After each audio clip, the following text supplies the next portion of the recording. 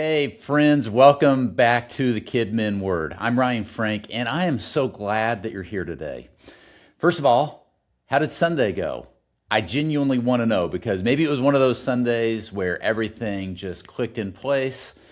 The kids were engaged, your volunteers showed up, and you left feeling like, yes, this is why I do this.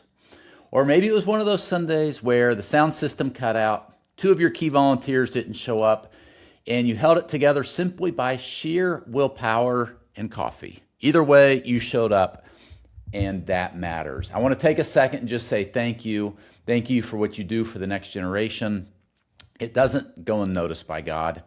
And even when it feels like everybody else doesn't know, God knows and He sees. Now, before we dive in today, I want to give you a quick heads up about where we're headed. So we've been walking through the book of Ephesians together, and what a journey it's been. We've talked about identity, unity, spiritual maturity, walking in wisdom, relationships, the home, leadership, and so much more.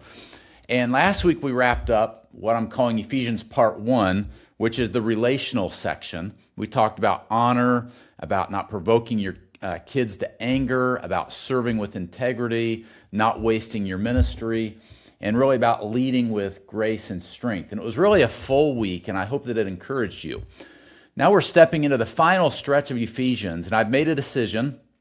I was originally going to wrap up the whole chapter this week, but I just felt like that would be doing this scripture a disservice.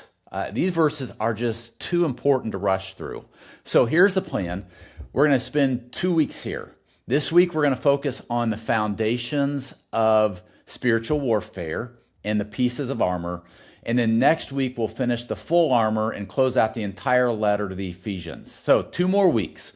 I'm hoping it'll be practical, powerful content that'll help you and really add value. So, okay, let's get into it. We are in Ephesians chapter 6. I want to read what Paul says in verses 10 and 11. Finally, be strong in the Lord and in the strength of His might. Put on the whole armor of God that you may be able to stand against the schemes of the devil. Now, I want you to notice something right away. Paul doesn't say be strong in yourself. He doesn't say dig deep or find your inner strength or, hey, believe in yourself harder. He says be strong in the Lord, in the strength of His might, right? And that is such a gift because spiritual strength, if it depended on us, how much sleep we got, how organized we were, how spiritually together we had it all, how we were all together spiritual, we'd be in big trouble, right? But it doesn't depend on us. It depends on Him. Now, Paul also says something real important here. He says to put on the whole armor of God in verse 11 so that you can stand against the schemes of the devil. And I want you to catch that word schemes. That doesn't mean random chaos. The enemy isn't just throwing things at you hoping that something will stick. He has schemes. He is strategic. He is intentional. He studies you. He knows your weak spots, your insecurities, your patterns, your pressure points. He has a scheme for your marriage. He has a scheme for your ministry. He has a scheme for your thought life. He has a scheme designed specifically to wear you down, distract you, and knock you off mission. And here's why this matters for KidMin leaders specifically. Because you're not just fighting for yourself, you're fighting for the next generation. The enemy knows that if he can discourage, distract, derail people who are pouring into kids, he can affect an entire generation. So your ministry is significant enough to be a target.